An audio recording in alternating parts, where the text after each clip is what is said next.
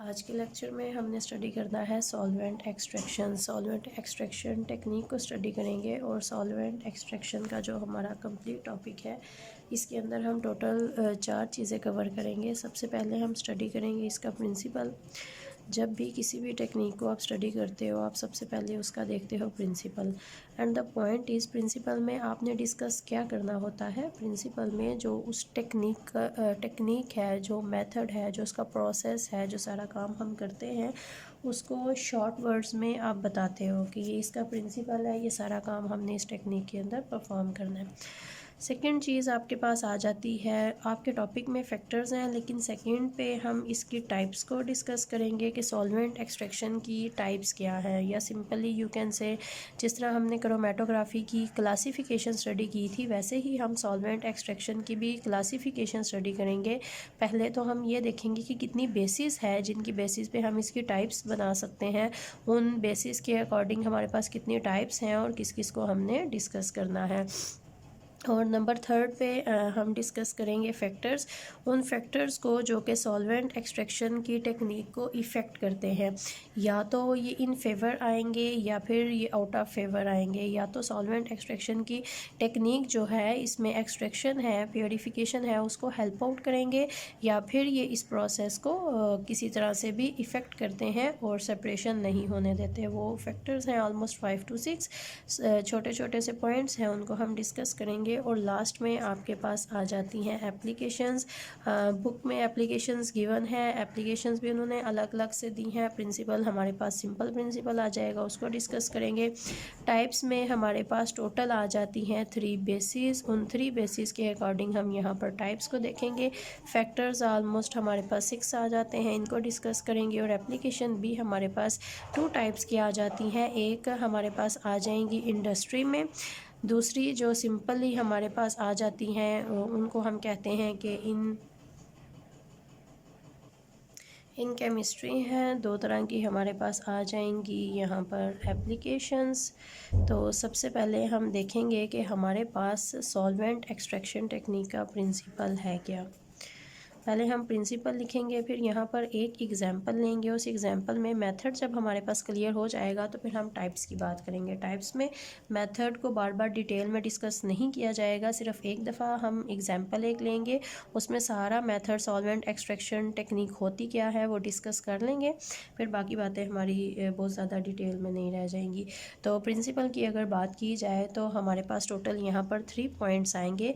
First point हमारे पास ये है कि हमारे पास होने चाहिए या फिर हमारे पास होंगे 2 इमिसिबल सॉल्वेंट्स। अब इमिसिबल का मतलब क्या होता है। इमिसिबल हमारे पास वो होते हैं जो कि हमारे पास होते हैं एक दूसरे के अंदर डिज़ोल्व नहीं होते। आप इसको कह सकते हो अनडिज़ोल्वेबल जो हमारे पास होंगे उनको हम कहते हैं इमिसिबल। फॉर एग्ज़ाम्पल हमारे पास एक होगा पोलर तो दूसरा हमारे पास होगा यहाँ पर non polar. Example simply house hold चीज़ों में से अगर डिस्कस की जाए तो आपको पता है अगर आप वाटर लेते हो उसके अंदर कुकिंग ऑयल लेते हो या कोई सा भी ऑयल लेते हो, जितना मर्ज़ी उसको शेक कर लो, they are totally 2 immiscible solvents और वो एक दूसरे के अंदर किसी भी प्रपोर्शन में मिक्स नहीं होंगे। 2 immiscible solvents are shaken together. Second point is, अब हमारे पास यहाँ पर 2 इमिसिबल सॉल्वेंट है, एक हमारे पास है पोलर और दूसरा हमारे पास है नॉन पोलर। मिक्सचर हमने यहाँ पर लिया होता है, उस मिक्सचर में से मतलब कि सोल्यूट भी हमारे पास होगा। टेक्निक में डिस्कस करेंगे तो ज़्यादा अच्छी तरह समझ आएगा। Second point is polar solute dissolve इन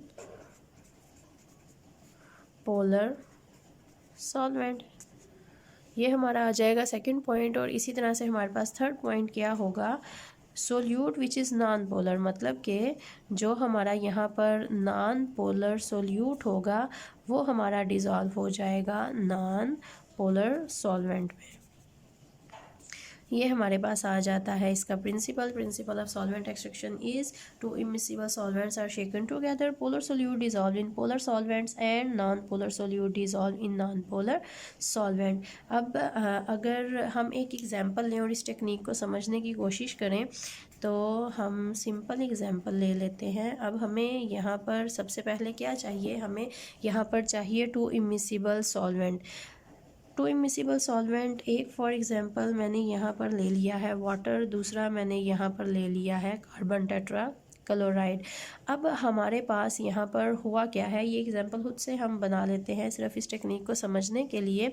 अगर हम खुद से एग्जांपल लेते हैं और द एग्जांपल इज़ कि हमने यहाँ पर प्रिपेयर किया आयोडीन को। आयोडीन जो हमारे पास प्रिपेयर हुई है, definitely iodine is totally non polar. Iodine के साथ कोवेलेंट बॉन्ड बनाती है और ये नॉन पोलर है। और जब हमने इसको प्रिपेयर किया है तो ये सारी प्रिपरेशन हमारे पास हुई है कार्बन टेट्राक्लोराइड में। अब कार्बन टेट्राक्लोराइड के अंदर सारी की सारी आयोडीन प्रेजेंट है और हम चाहते हैं कि हम इसमें से इस आयोडीन को करें एक्सट्रैक्ट। अब उसको एक्सट्रैक्ट करने के लिए हमने क्या करना है, we know CCl4 is totally non polar. अब हमारे पास ये नॉन पोलर है तो सेकेंडली हमने एक लेना है पोलर सॉल्वेंट, वो पोलर सॉल्वेंट जो कि इस आयोडीन को अपने अंदर डिज़ोल्व करे। अब this is totally non polar, water is pure polar solvent. तो पानी कभी भी इस आयोडीन को अपने अंदर डिज़ोल्व नहीं करेगा। तो फिर हम क्या करेंगे, हम यहाँ पर पानी के अंदर थोड़ा सा ऐड कर देंगे पोटाशियम आयोडाइड। जब हम पोटाशियम आयोडाइड पानी के अंदर ऐड करेंगे तो ये वाला सॉल्वेंट हमारे पास इस तरह से होगा, वाटर होगा, वाटर के अंदर ये केटाइन और साथ आयोडाइड एनाइन हो जाएंगे। तो अब हम क्या करेंगे, हमारे पास सॉल्वेंट एक्सट्रैक्शन की बॉटल होती है इस तरह की पियर शेप्ड। अगर मैं इसको ड्रा करने की ट्राई करूं तो ये हमारे पास इस तरह से पियर शेप आती है। आपने ब्यूरेट्स देखी होंगी, इस तरह से यहाँ पर लगी होती है, स्टॉपर नीचे होगा इसका और इस तरह से इसकी ऊपर होती है यहाँ पर नेक। ये हम इसको नेक लगा देंगे और यहाँ पर इसका होता है कैप। ये जो हमारे पास बॉटल है इसको हम कहते हैं this is solvent extraction bottle, this is pear shape और हमारे पास mostly this is made up of glass, ये ग्लास की बनी होती है। और ये जो इसके लिड है ये हमारे पास ग्लास के भी बने होते हैं, इसके अलावा ये हमारे पास प्लास्टिक के भी बने होते हैं। सबसे पहले आपने क्या करना है, आपने अपनी पियर shape bottle, this is solvent extraction bottle, इसको लेना है, इसको अच्छी तरह से वॉश कर लेना है। आपके पास यहाँ पर बीकर है, हम अगर सारा कुछ साथ साथ ड्रा करते जाएं, हमारे पास फर्स्ट बीकर है, इस बीकर के अंदर सारे का सारा प्रेजेंट है CCl4 और साथ इसमें प्रेजेंट है यहाँ पर आयोडीन। ये हमने बीकर के अंदर CCl4 है और CCl4 कार्बन टेट्राक्लोराइड के अंदर हमारे पास प्रेजेंट है आयोडीन। अब हमने इसमें से आयोडीन रिमूव करनी है। यहाँ से हमने एक और बीकर लिया, इस बीकर के अंदर हमने ऐड किया यहाँ पर वाटर। इस वाटर के अंदर जब हमने पोटाशियम आयोडाइड डाला तो हमारे पास यहाँ पर इस तरह से केटाइन और एनाइन आ गए। अब सबसे पहले हमने इस बॉटल को अच्छी तरह से वॉश किया। वॉश करने के बाद आपके पास बॉटल इस तरह से प्रेजेंट है, आप इसका लिड रिमूव करोगे। दो आपके पास यहाँ पर सॉल्वेंट हैं। अब आपको पता है अगर आप पहले यहाँ पर CCl4 डालते हो या फिर वाटर डालते हो तो ये दोनों एक दूसरे के अंदर टोटली इमिसिबल हैं और आपके पास यहाँ पर 2 डिफरेंट लेयर्स बनेंगी। एक लेयर आपके पास बॉटम में आएगी, दूसरी लेयर आपके पास टॉप पोजीशन पे आएगी।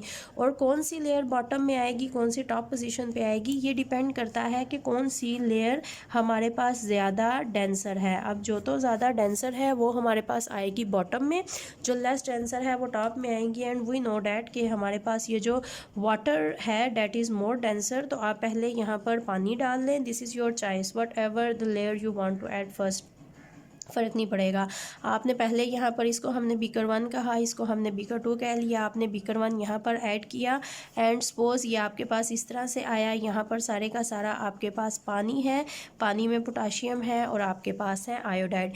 देन आपने अपना सेकंड बीकर लिया, उसको यहाँ पर ऐड किया, सपोज ये आपके पास यहाँ पर इस तरह से आया। अब जब आपके पास ये बीकर था तो ये तो पानी है और ये देखने में आपके पास टोटली है ट्रांसपेरेंट।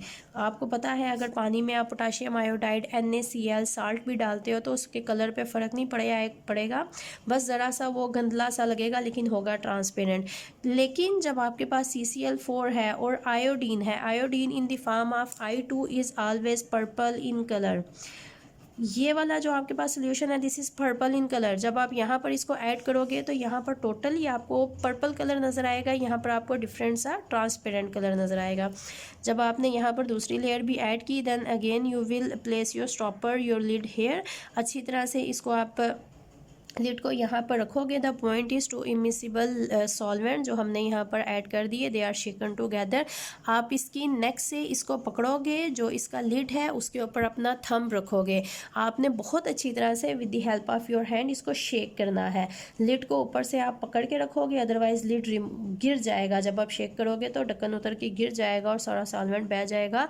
तो आपने फिंगर से इसकी नेक को पकड़ना है और थंब से इसके आपने लिड को पकड़ना है और इसको अच्छी तरह से शेक करना है। अच्छी तरह से शेक करने के बाद आपके पास स्टैंड होते हैं, मेटालिक स्टैंड्स जो आपने लैब में देखे हुए हैं। तो इसका जो स्टैंड होता है वो इस तरह से आपके पास होता है और आगे उसका ये राउंड होता है। उसके अंदर आप इसको प्लेस कर दोगे, प्लेस करोगे, इसको सेटल होने का टाइम दोगे। अब जब आप इसको स्टैंड के अंदर फिट करोगे तो आप देखोगे क्या होगा, आहिस्ता आहिस्ता ये वाला जो आपके पास पर्पल कलर था यहाँ पर, ये पर्पल ख़त्म हो के यहाँ पर आपके पास ब्राउन कलर आना शुरू हो जाएगा। और काफ़ी देर के बाद जब आप इसको टाइम दे दोगे कि जो पोलर है वो पोलर में, नॉन पोलर में जहाँ इसकी सॉल्युबिलिटी है हो जाए, तो आप देखोगे ऊपर का सारा पर्पल कलर टोटली ख़त्म हो जाएगा और जो नीचे आपके पास वाटर लेयर थी यहाँ पर ब्राउन कलर अपीयर हो जाएगा। अब आपके पास हुआ क्या है, एक्चुअली ये हुआ है आपके पास आयोडीन जो कि सारे का सारा CCl4 में प्रेजेंट था, वो आयोडीन जब यहाँ पर वाटर लेयर में आया है, उस आयोडीन ने यहाँ के प्रेजेंट आयोडाइड से जब रिएक्शन किया है तो ये कन्वर्ट हो गया है I3 नेगेटिव ट्राई आयोडाइड आइन में, एंड ट्राई आयोडाइड आइन इज़ ब्राउन इन कलर। तो डेट्स वाई यहाँ पर आपके पास ब्राउन कलर आ गया है and simple iodine is always purple in colour. तो जब आपके पास इस तरह से ब्राउन कलर आ जाएगा तो फिर आप क्या करोगे, यहाँ पर आप 3 बीकर लोगे। 3 बीकर आपने क्यों लिए हैं, एक बीकर यहाँ पर नीचे रखोगे, नोज़ल को यहाँ से ओपन करोगे और ये सारी लेयर बहती बहती नीचे आने लग जाएगी। इसको आप कलेक्ट करोगे और जब ये जो जाग बीच में बनती है ये यहाँ पर नोज़ल के पास आएगी तो बीकर को आप स्टॉप कर दोगे।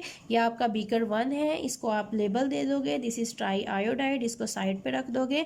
फिर एक एक्स्ट्रा बीकर स्मॉलर साइज़ का आप लोगे और ये जो जाग वाली लेयर यहाँ पर इकट्ठी हुई है इसको रिमूव करोगे। रिमूव करने के बाद you can want to waste, तो आप इसको वेस्ट कर दोगे। इसमें अभी इसमें पानी होगा, इसमें पोटाशियम होगा, इसमें आयोडीन होगा, आयोडाइड्स होंगे, CCl4 होगा। दिस इज़ द फॉग जिसको हम कहते हैं फॉग।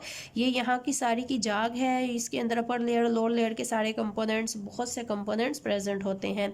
तो आप अपना फिर second beaker which is important, वो सेकंड वाला हमने वेस्ट कर दिया, उसको हम काउंट नहीं करेंगे, वो हमने वेस्ट निकालने के लिए लिया था, फॉग निकालने के लिए लिया था। तो सेकंड बीकर बेसिकली हमारा थर्ड सेकंड हम उसको कंसीडर करेंगे। उसमें ये CCl4 which is now clear, वहाँ से सारे का सारा आयोडीन निकल आया है तो वह CCl4 लेके आप साइड पे रख लोगे। You can want to use, तो आप उसको यूज़ कर सकते हो, डैट इज़ प्योरली क्लीन, उसके अंदर अभी आयोडीन प्रेजेंट नहीं है। ये जो हम बात कहते हैं सारी की सारी आयोडीन निकल गई, तो हम कहते हैं कि जितनी आयोडीन इसके अंदर प्रेजेंट थी CCl4 में उतनी ही आयोडीन कन्वर्ट हो जाएगी ट्राई आयोडाइड में। This is known as distribution coefficient. Distribution coefficient is distribute, हमारे पास यहाँ पर जो हमारा सोल्यूट है डैट इज़ आयोडीन, पहले ये CCl4 में प्रेजेंट था, अब हमने जब शेक किया तो इसकी डिस्ट्रीब्यूशन हुई, इसने खुद को इस लेयर से दूसरी लेयर में डिस्ट्रीब्यूट किया, कन्वर्ट किया। हम डिस्ट्रीब्यूशन कहते हैं बेसिकली। डिस्ट्रीब्यूशन इसलिए कहते हैं कि पहला जितना वो एक लेयर में प्रेजेंट होता है फिर वो उतना ही सारे का सारा हमारे पास दूसरी लेयर में आ जाता है। बहुत से केसेस में ऐसा नहीं भी होता, हमारे पास कुछ ऐसे भी सॉल्वेंट एक्सट्रैक्शन टेक्निक्स हमें परफॉर्म करनी पड़ती है जहाँ पर डिस्ट्रीब्यूशन कोफिशिएंट बहुत कम होता है। मतलब कि अगर आयोडीन यहाँ पर है तो सारे का सारा यहाँ पर नहीं आएगा, तो इसका मतलब होगा कि डिस्ट्रीब्यूशन बहुत कम है। अगर मैं यहाँ की बात करती हूँ और इसका डिस्ट्रीब्यूशन लिखती हूँ तो इसका डिस्ट्रीब्यूशन मेरे पास इस तरह से आएगा, KD इज इक्वल आयोडीन जितना वो प्रेजेंट था CCl4 में उतना ही वो कन्वर्ट हो गया है I3 नेगेटिव में।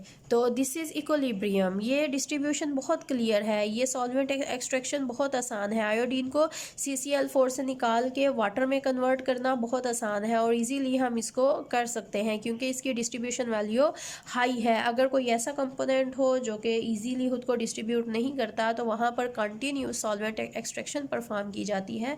आगे टाइप्स में हम उसको डिस्कस करेंगे। तो ये एक हमने एग्जाम्पल ली, इसको डिस्कस किया। I hope solvent extraction method की आपको समझ आ गई होगी।